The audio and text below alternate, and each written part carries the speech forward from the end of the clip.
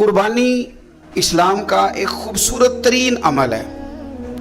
یہ محبوب ترین عبادت ہے اللہ تعالیٰ کی۔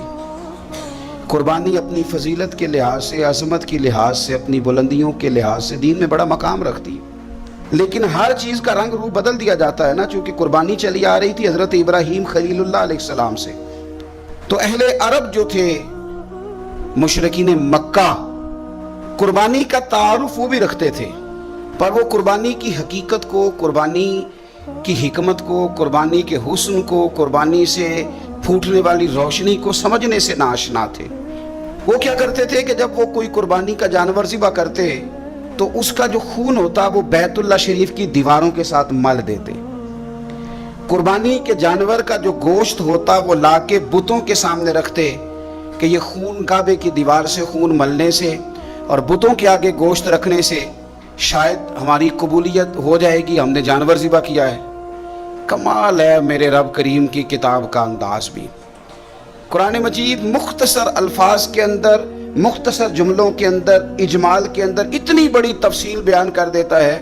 کہ انسان کے ذہن کے، دل کے، دماغ کے دریچے کھل جاتے ہیں۔ اللہ کھانے پینے سے پاک ہے، بے نیاز ہے مالک۔ رب کریم نے فرمایا لَن يَنَالَ اللَّهَ لُحُومُهَا، فرمایا ہرگز نہیں پہنچتا اللہ کی بارگاہ میں تمہارا گوشت، وَلَا دِمَاؤُهَا، اور نہ ان کے خون، نہ اس جانور کا گوشت اللہ کی بارگاہ میں پہنچتا ہے، نہ خون پہنچتا ہے، تو مالک پہنچتا کیا ہے؟ وَلَكِنْ يَنَالُهُ التَّقْوَى مِنْكُمْ، بلکہ رب کی بارگاہ میں تو تمہارے دلوں کا تقوی پہنچتا ہے۔ تمہارے دل میں کیا ہے، تم اپنے رب کی رضا کتنی چاہتے ہو، یہ بات جاتی ہے۔ گوشت اور خون تو یہاں رہ گیا، فرمایا نہ اللہ کی بارگاہ میں خون پہنچ رہا ہے جانور کا، نہ گوشت پہنچ رہا ہے، دل کا تقوی پہنچ رہا ہے۔ معنی کیا ہے کہ جانور خریدتے وقت بھی اپنے دل سے پوچھ لینا تیرا دل کیا کہتا ہے، نیت کس سے جانور تو لے رہا ہے، تیرا ارادہ کیا ہے، اور جب تو ذبح کرے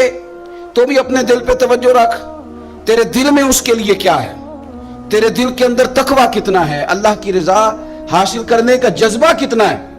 اور جب تو اس کا گوشت بانٹے تو پھر بھی تیری نظر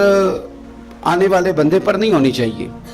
جس گھر میں گوشت جا رہا ہے اس گھر پر تیری نظر نہیں ہونی چاہیے، بلکہ تیری نظر تو رب کی رضا پہ رہنی چاہیے۔ اللہ کی بارگاہ میں جو چیز جائے گی وہ دل کا تقوی جائے گا، اپنے دل پر محنت کی جائے، دل کی خواہشات، دل کی نیتوں کو، ارادوں کو صحیح کیا جائے۔ ایک آیت نے سارا فلسفہ بیان کر دیا کہ نہ وہاں خون جاتا ہے نہ گوشت جاتا ہے، وہاں تو تمہارے دل کا تقوی جاتا ہے، تو جس چیز نے وہاں جانا ہے اس پر زیادہ توجہ ہونی چاہیے تھی، اس کا زیادہ خیال ہونا چاہیے تھا۔ یہ فلسفہ ہے قربانی کا کہ آپ کی نیت کیا ہے، کسی کام کے لیے آپ کا ارادہ کیا ہے۔